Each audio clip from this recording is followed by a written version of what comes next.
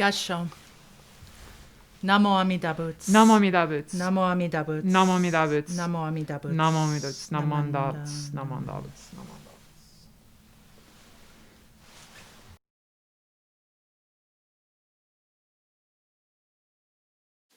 Hi, and welcome to this YouTube service for the Tri-State Denver Buddhist Temples for December 13th, 2020. Today, we'll be chanting Sambutsuge, and then we'll have a reading of the Metta. And finally, we'll have a Dharma talk in English by Reverend Diana Thompson. Thank you very much for joining us here today.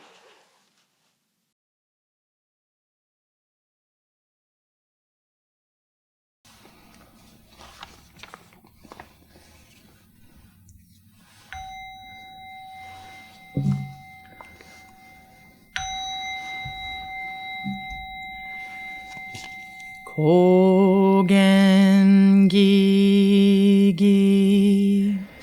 Ijin mugoku nyozen myo Muyo tosha Nichigan mani Shukoen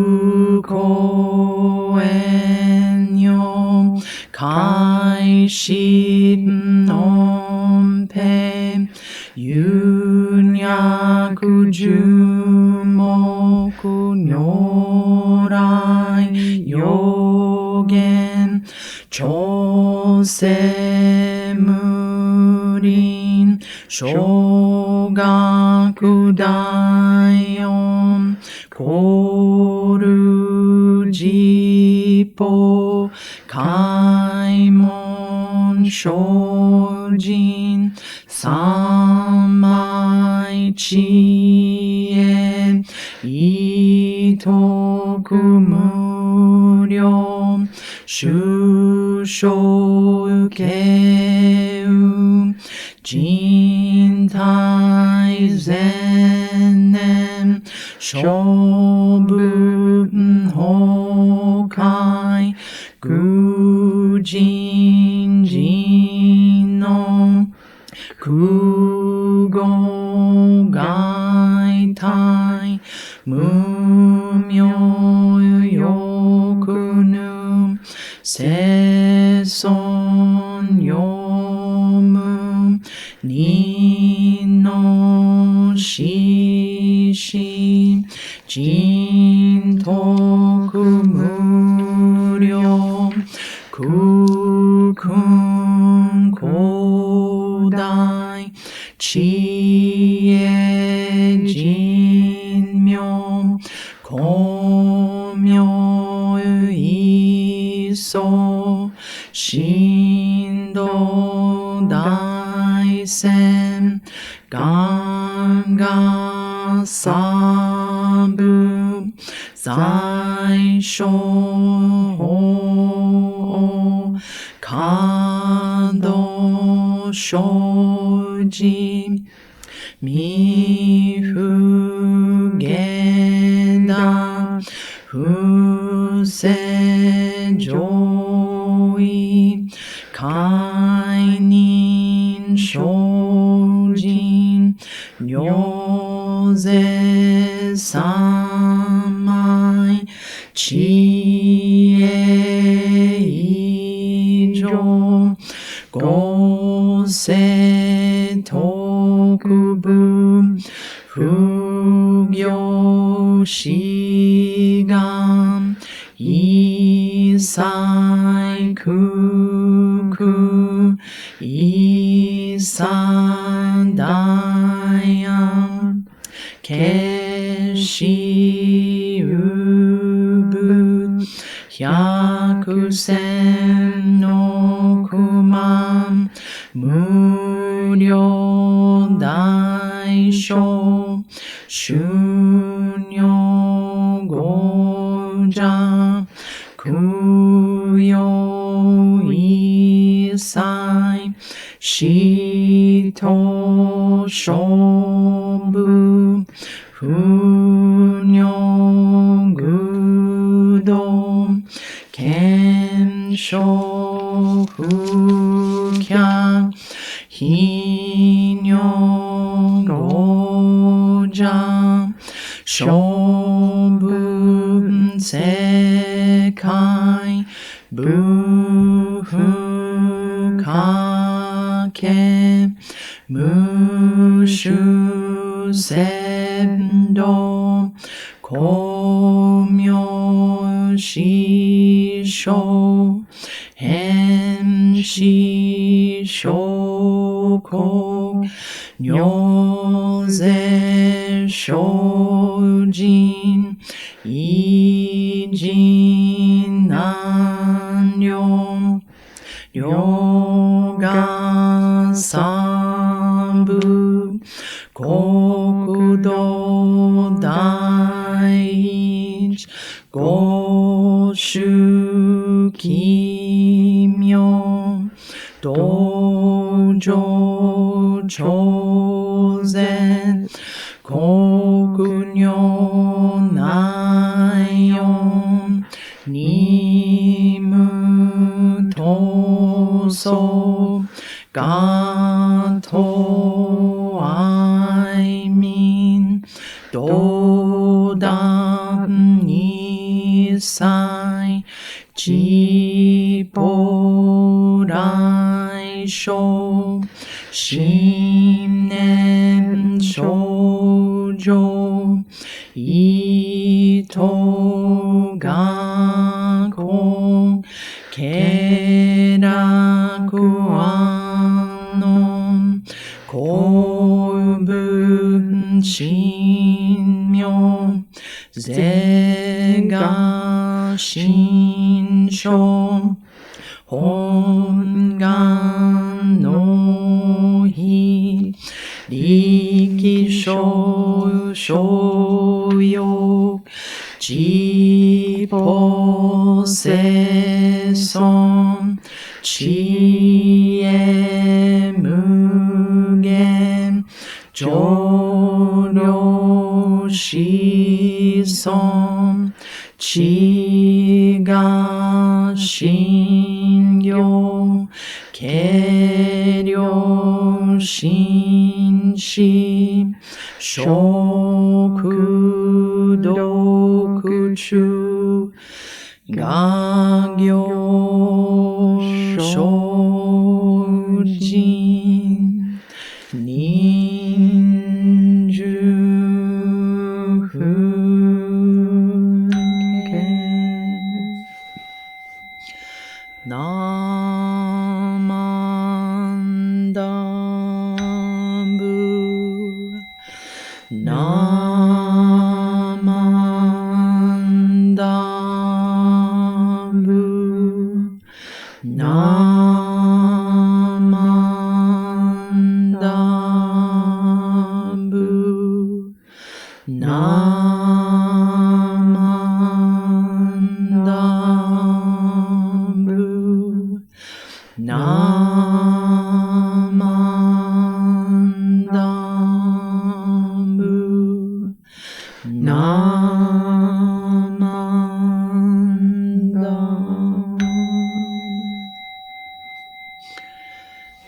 がんにしくどく平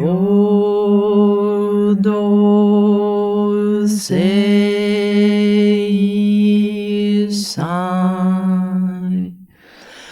道本母大心往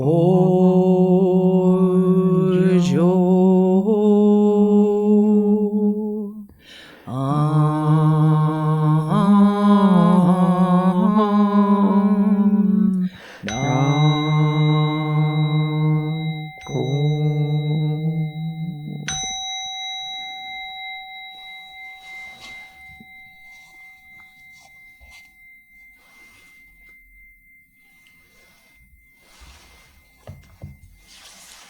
Namo Amida Buddha. Namo Amida Buddha. Namo Amida Buddha. Namo Amida Buddha. Namo Amida Buddha. Namo Amida Buddha. Namanda. Namanda. Namanda. Namanda.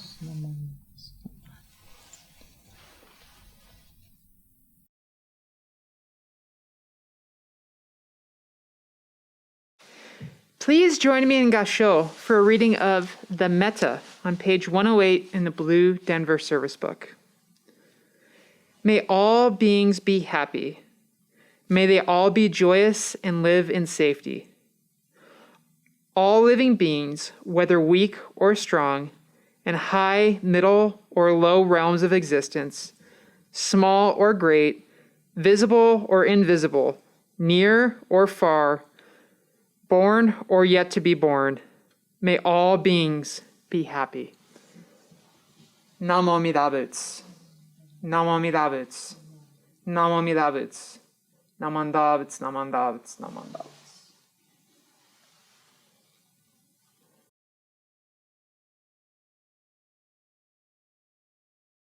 Hello, everyone. Thank you for joining us for today's service. We'll go ahead and open this talk with Gasho. Namo Amida Buddha. Namo Amida Buddha. Namo Amida Buddha. Okay, again, thank you for joining us for today's YouTube service. I'm going to open with what is called the simile of the raft, and this is one of the teachings of Shakyamuni Buddha. Bhikkhus, I shall show you how the Dharma is similar to a raft, being for the purpose of crossing over, not for the purpose of grasping. Listen closely to what I shall say. Bhikkhus, suppose a man in the course of a journey saw a great expanse of water, whose near shore was dangerous and fearful, and whose further shore was safe and free from fear, but there was no ferry boat or bridge for going to the far shore. Then he thought, there is this great expanse of water whose near shore is dangerous and fearful, and whose further shore is safe and free from fear. But there is no ferry boat or bridge for crossing over. Suppose then I collect grass, twigs, branches, and leaves and bind them together into a raft, and, supported by the raft and making an effort with my hands and feet, I got safely across to the other shore. So the man collected grass, twigs, branches, and leaves and bound them together into a raft. And supported by this raft, making an effort with his hands and feet, he got safely across to the far shore. Then, when he had got across and had arrived at that shore, he might think thus, this raft has been very helpful to me, since, supported by it, I got safely across to this shore. Suppose, then, I were to hoist it on my head or load it on my shoulder, and then go wherever I want. Now, Bhikkhus, what do you think? By doing so, would that man be doing what should be done with the raft? No, venerable sir. By doing what would that man be doing that should be done with the raft? Here, Bhikkhus, when that man got across and had arrived at that far shore, he does think, this raft has been very helpful to me, since, supported by it, I got safely across to this shore. Suppose, then, I were to haul it onto the dry land, or set it adrift in the water, and then go wherever I want. Now, Bhikkhus, it is by so doing that the man would be doing what should be done with the raft, leaving it on the shore or setting it adrift in the river. This, then, is how the Dharma is similar to a raft, being for the purpose of crossing over, but not for the purpose of grasping. Bhikkhus, when you know the Dharma to be similar to a raft, you should abandon even the teachings. How much more so things contrary to these teachings? Now, this particular simile is one that some of us may know. It's a very well-known story within Buddhism because it talks about the idea of non-attachment, and non-attachment even to things as important to us as the Dharma itself. For the man in the story is standing on what would be this shore, the shore of samsara, where things are confusing and difficult. And there is a river flowing past this man that looks treacherous to cross. But the man decides that even though there is no bridge, there is no boat there, that he can find and use the tools that are available around him in order to cross to the other shore where things are safe, things are beautiful, and things will be a little easier. And so he uses these tools and resources. He makes himself a raft and through his own efforts does manage to cross over to that other shore. But when he gets there, he is trying to decide what should be done with this raft. It was very helpful to him, he found, because without it, he would have been unable to cross this river.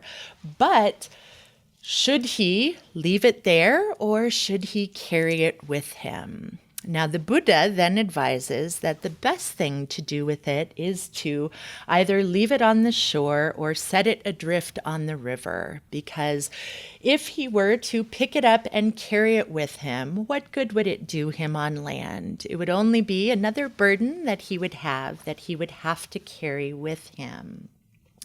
Now, the Buddha describes the Dharma in this way because the Buddha always told people that even though the teachings that he brought, he personally found useful, he also was able to explain it to people in a variety of different ways. And he was not doing so to lay out a very specific path, but to sort of provide what would be a raft for others to cross over. Now, he understood that though his teachings came from his mouth, the teachings themselves were not something that he was the only one to discover.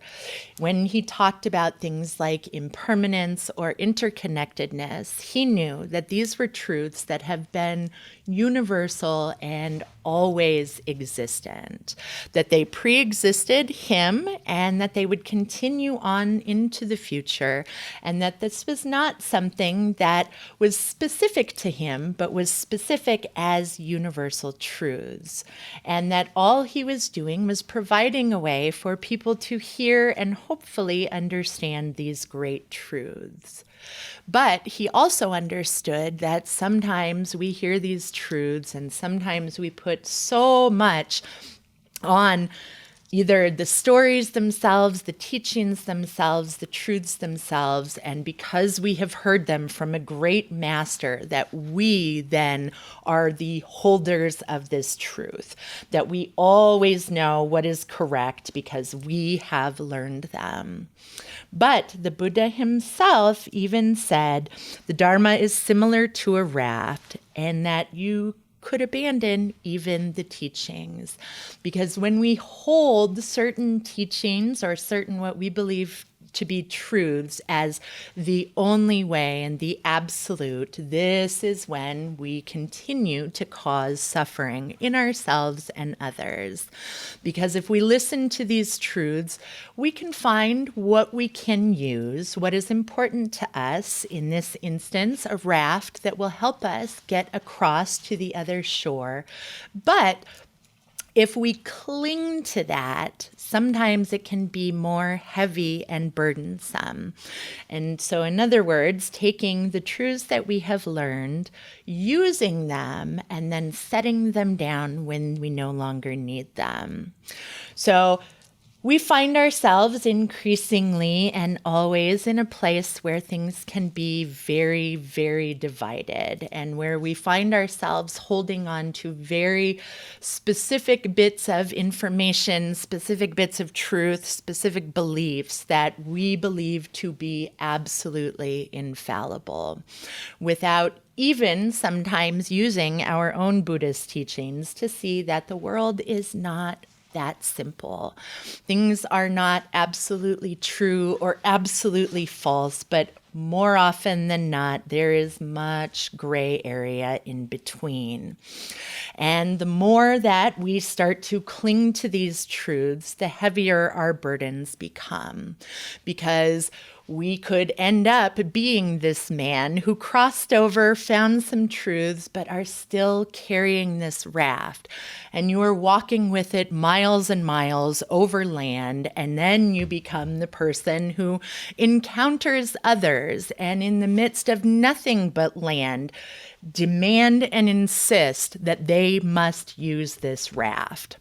And even though it can be patently absurd to try to use a raft on land, you have become so attached to it that you have decided this is the only way.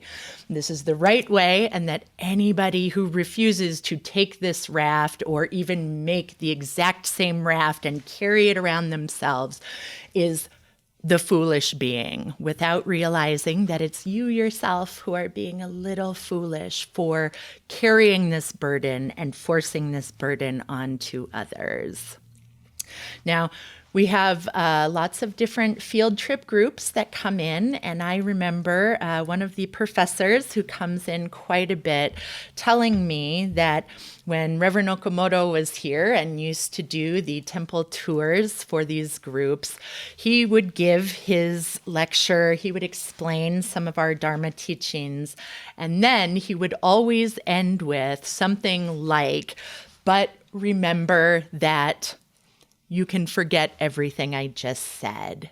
And this was his way of imparting this bit of wisdom, the idea that you have learned something, but you will understand it in your own way. If it is useful, then use it and carry it with you until you no longer need it.